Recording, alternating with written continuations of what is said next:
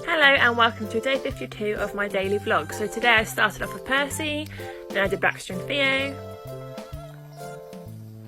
then I did some training with Rolo, then I went and saw Eddie,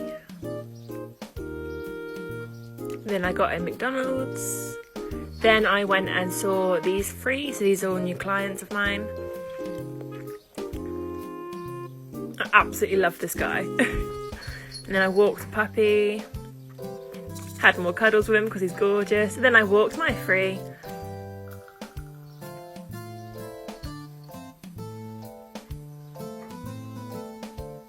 Then I came home, had squishies with the cats, then I had a bit of a cuddle session because I'm away tonight.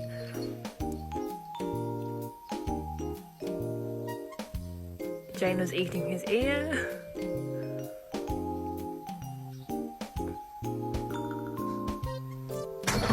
Bailey pulling funny faces.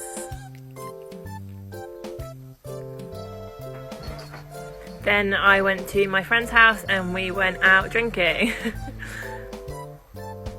And then I couldn't really tell you what happened next.